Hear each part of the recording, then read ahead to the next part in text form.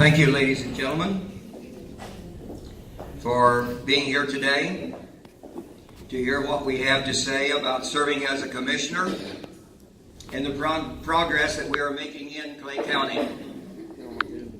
The commissioners took a vote to see who would be speaking today, and it's obvious that I lost by a 2-to-1 vote. And I do want to introduce the other two commissioners that voted against me or for me, depending on how you want to look at it. District 1 is Jim Bowman. Jim, raise your hand in the back.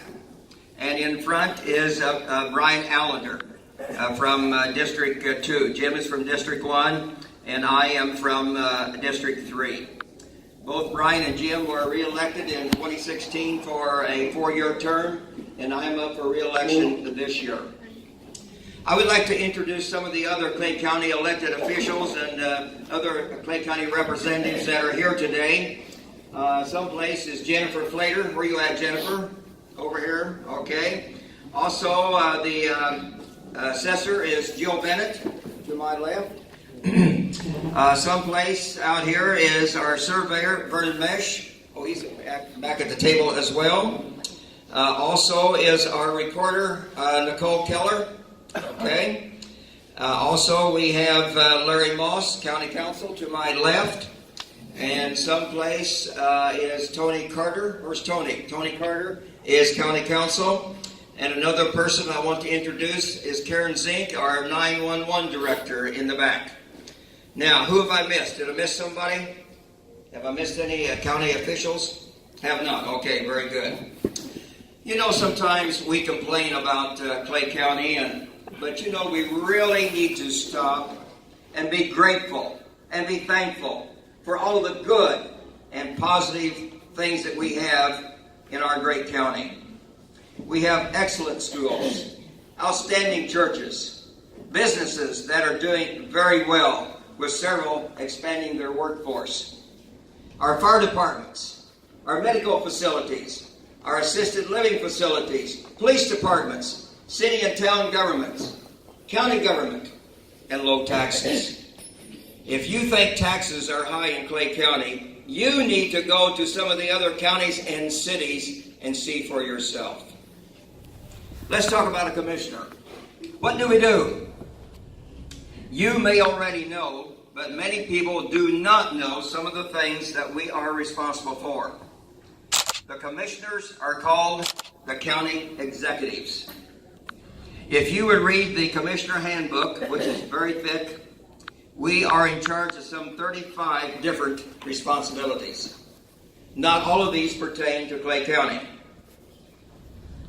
I hope that you will have time here to take a brief look at the leaflet that Brian and Jim just gave to you. This leaflet provides an overall of the different elected offices in each of the 92 counties, including commissioners. A short summary is provided on each county office and their duties and responsibilities. So please take this home with you, read it when you have time. And this leaflet is produced by the Association of Indiana Counties, better known as the AIC. The AIC represents most of the elected offices in each of the 92 counties. I'm proud to say that I'm a board member of the AIC and serve as president of the West Central District of the AIC, comprised of 14 different counties. As stated in the leaflet, the county council is totally in charge of all monetary concerns and budgets in a county. They have the budget hearings in each September and adopt the budget normally in October. Many people believe the commissioners are in charge of the county budgets, but that is not correct. A commissioner must reside in the district he is representing. For example, I have to live in District 3. But what is very confusing to many people is the fact that the entire county votes on me. What makes this so confusing is that the county council has 4 districts, and of course they must live in their district that they represent. However, for county council, only those people living in that district votes on the candidate for that district. And there are 4 county council districts. The council is also different in the fact that 3 members are elected at large. And in this case, a person can live any place in the county. And the entire county does vote on these 3 at-large candidates. We also do not hire any of the deputy sheriffs, people in the jail. A lot of people think that we employ, the commissioners have the responsibility for employing the workers in each of the offices in the courthouse. We do not. Each elected official hires their own people that they have working for them. We have the responsibility of taking care of the courthouse building and the jail, but nothing else. We must make sure the heating and the cooling is working, the lights are on, if the roof leaks, we have to get that fixed, and so on. We want you to know that the position of commissioner is not a full-time job or listed as that. It is part-time and actually about half-time. It should be full-time because of the number of hours that we spend per week doing the job. In this position, as a commissioner, you most certainly do not do it for the money. You do it because you love what you are doing, and you are doing it on behalf of the citizens and taxpayers of the county. We are responsible for the county, and I emphasize county. In other words, we have no responsibility for the incorporated cities and towns in the county. They have their own town councils. Towns which are incorporated in Clay County are Brazil, Carbon, Centerpoint, Clay City, Niceville, Harmony, and Staunton. The other towns are unincorporated, and therefore the commissioners have the responsibility for snow removal and streets and so on in these towns. We are very pleased to tell you that the commissioners and the county council work very well together, and also with the other elected officials in the county. We think this is very important, to work closely together to do the right things in the least costly way for the taxpayers. We also work closely with Mayor Wyndham and the other town officials in this county as well. By working together, we can do more things and stretch our money. Why not? The commissioners make many appointments each year. We appoint about 15 people per year to a 1-year appointment. And we appoint numerous other people each year to boards and commissions for 3 to 4 year terms. I want to share a few things with you that we have recently accomplished. We were able to build a salt barn a couple years ago, and this is saving the county money each year. We are part of the state of Indiana's bid salt package. This allows us to purchase salt at a lower price compared to buying salt on the open market. If we do not use all of our salt, as we did not last year, and probably this year, the way it's looking, it stays in the salt building until next year, which is a cost savings to the county. When we have snow or ice, we normally use a mixture of sand, salt, and sodium chloride for the most effective treatment. The calcium chloride helps to better melt the snow and the ice. And if we know an ice storm is coming, we can use calcium chloride and sand as a pre-treatment on the roads. Normally we treat intersections and county roads leading to a state highway and the hills. Many times we do not treat an entire road because of the cost factor. And you may say, well, the state highway treats all of their roads.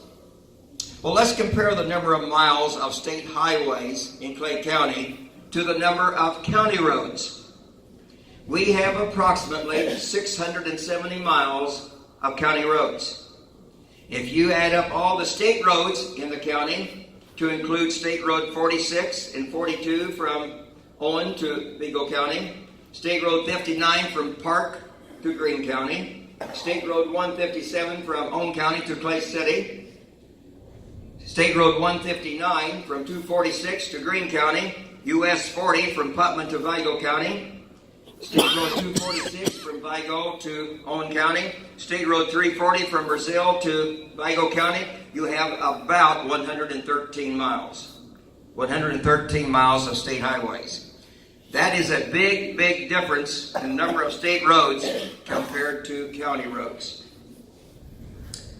We have upgraded our highway building by putting in better and safer lighting, better heating system, and we added a lift, which really helps our mechanic to change oil, grease trucks, and make repairs as well.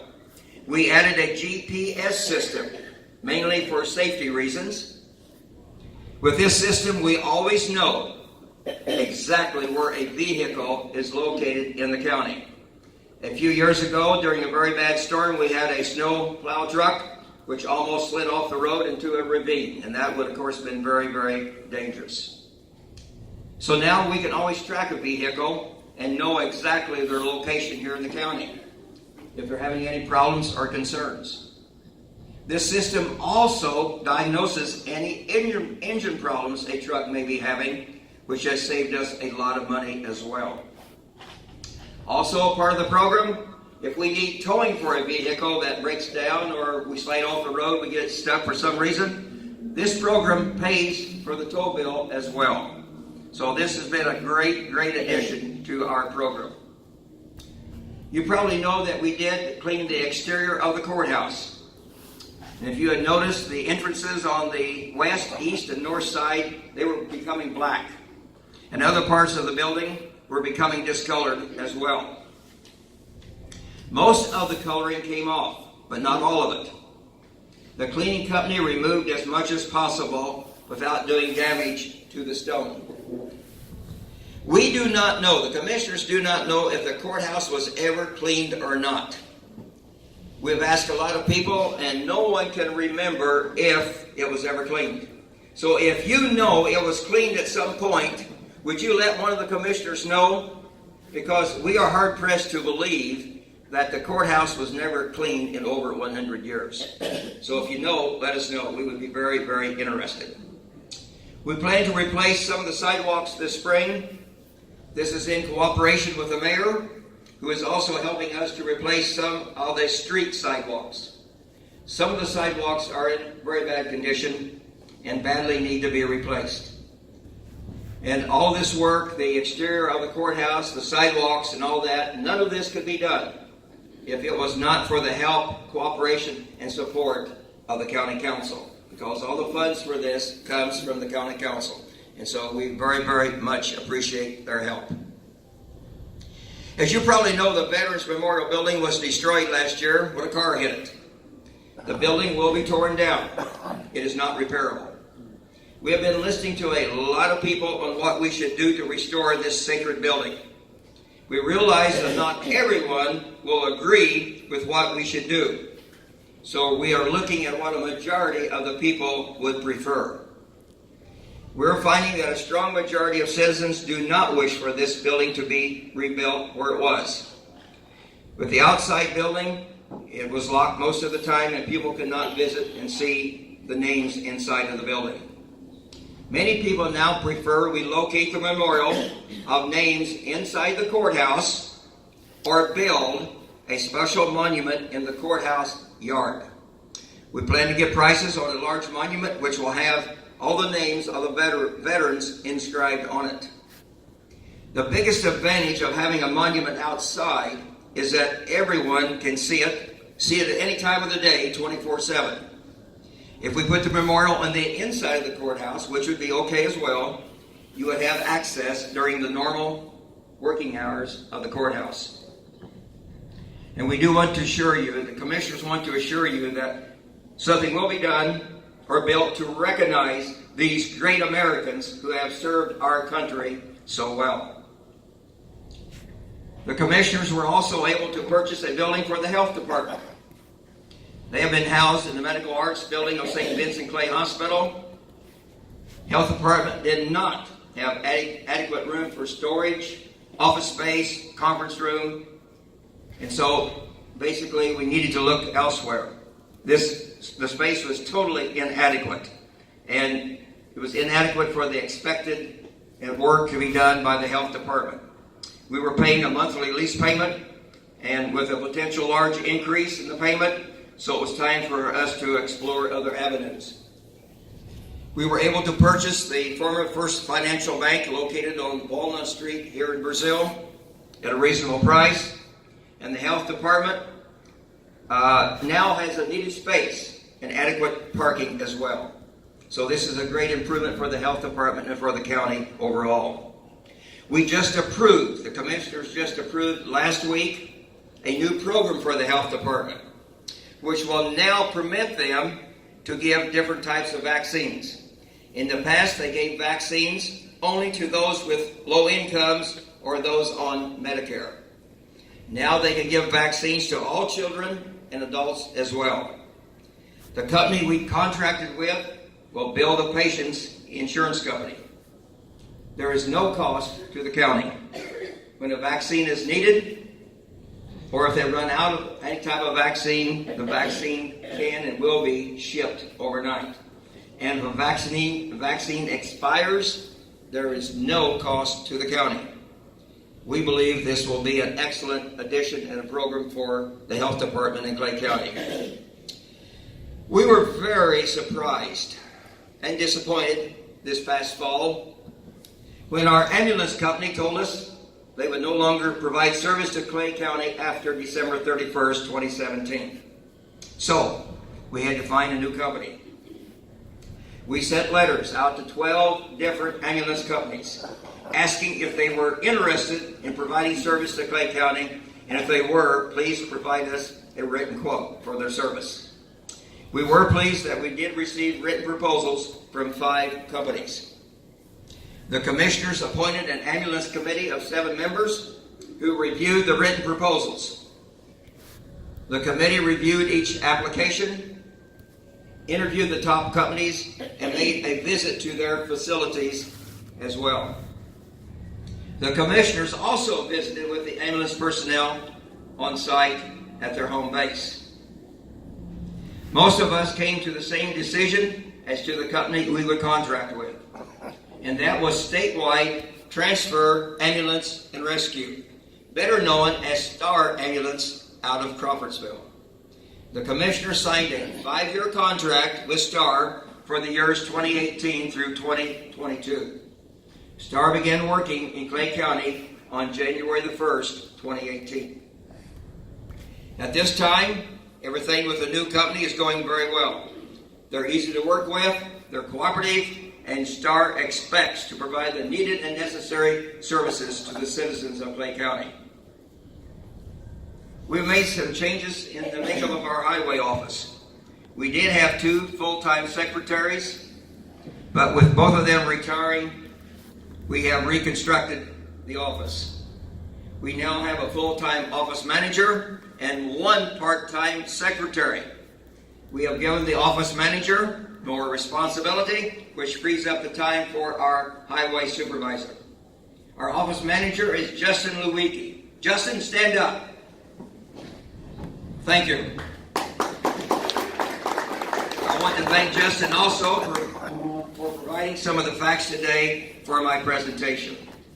Our office manager and our part-time secretary have reorganized some things. They're working on software programs so that we can track more efficiently the work that we have done, such as replacing culverts, or chip and sealing of roads, paving of roads, the purchase of rock, sand, salt, sodium chloride, and many other items which we use and are very, very important to our operation of the highway department.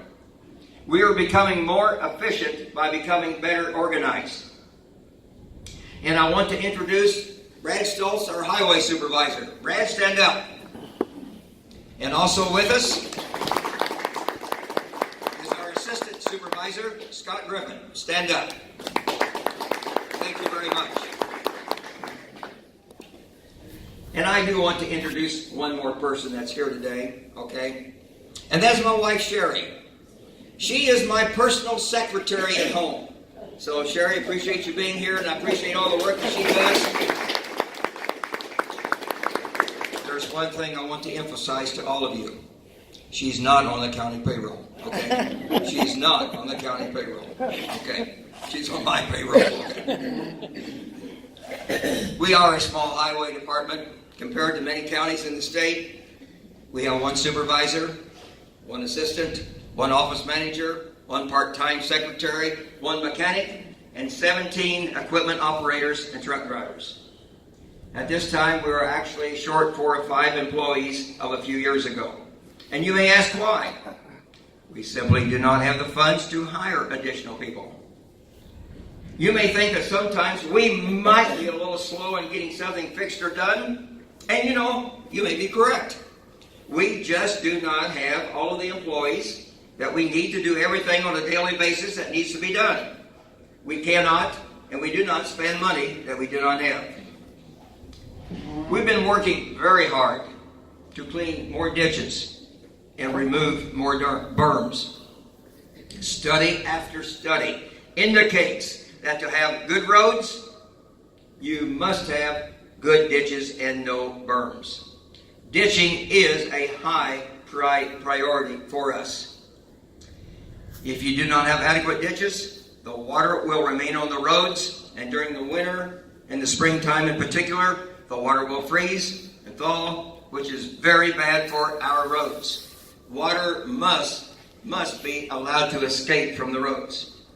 When we have done ditching, we have noticed already an improvement in the roads. But it does take time to dig ditches, clean ditches. We have approximately 670 miles of county roads.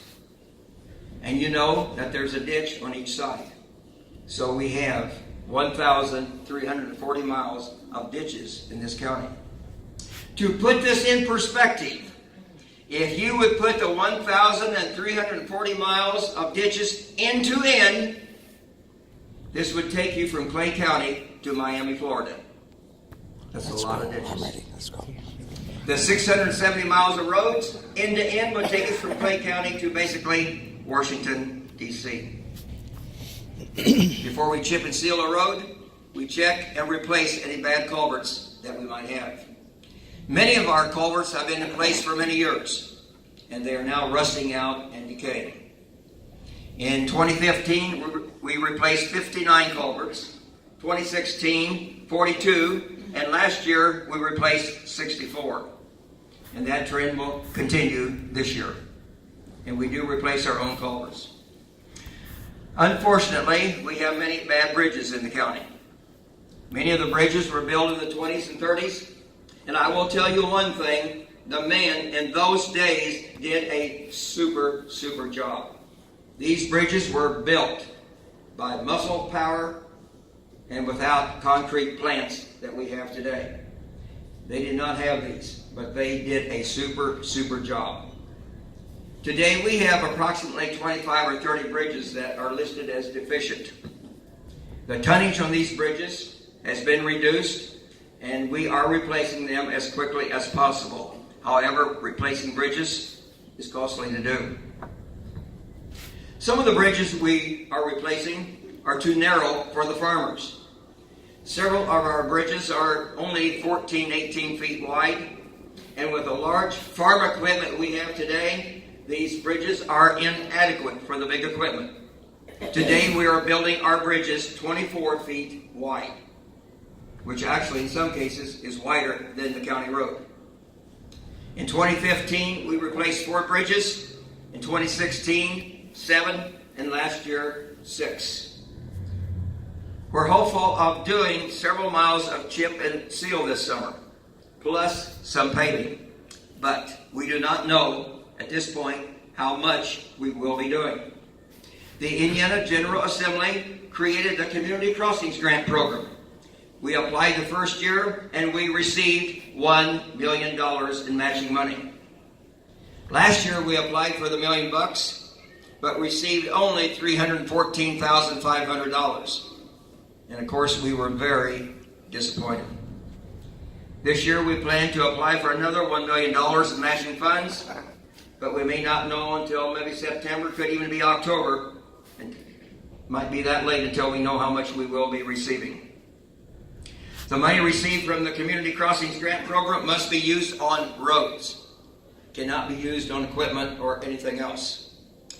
In 2015, we chipped and sealed 20 miles of roads. In 2016, 62 miles. That's when we had the big grant from the state. And last year, 23.5. We do our own chip and sealing. The cost for a mile of chip and seal is approximately $15,000. We sometimes do double chip and seal, and that costs approximately $35,000. The cost for a mile of blacktop is between $80,000 to $85,000 per mile. So you can see why we do not do many miles of blacktop. We just don't have the funding available to do that. Last year we did blacktop 6.16 miles. In 2016, when we had the $1 million grant, matching grant from the state, we paved 18 miles. So the cost of that at $80,000 a mile came to $1,440,000. We do hope to do more paving this summer, but it all depends on how much money we receive from the state for the Community Crossings program. And we will be applying for the maximum dollars. Potholes. Unfortunately, this is a pothole season. If you have potholes on your road, please call the County Highway Department at 448-9040 and give the exact location of the pothole or potholes on your road, and we will get to it as soon as possible. We are out filling potholes today with our Durapatcher. Weather has to cooperate with us to fill potholes, so please be patient. We will do our very best.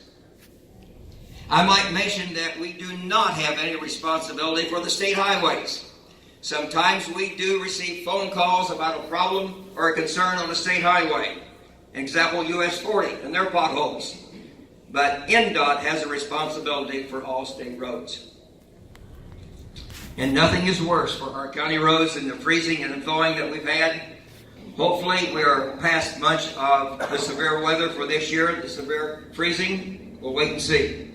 But the freezing and thawing is very harmful to our roads. I want to thank you for being here today. I want to thank you for inviting the commissioners to be your guest. We will continue to work hard for you, for the citizens and taxpayers of this great county. We love our jobs. We love this county. We respect our state and our country, the United States of America. And we cannot forget to give credit and great thanks to all of our military veterans, for they're the ones that have truly made America great. Thank you, and may God richly bless each one of you.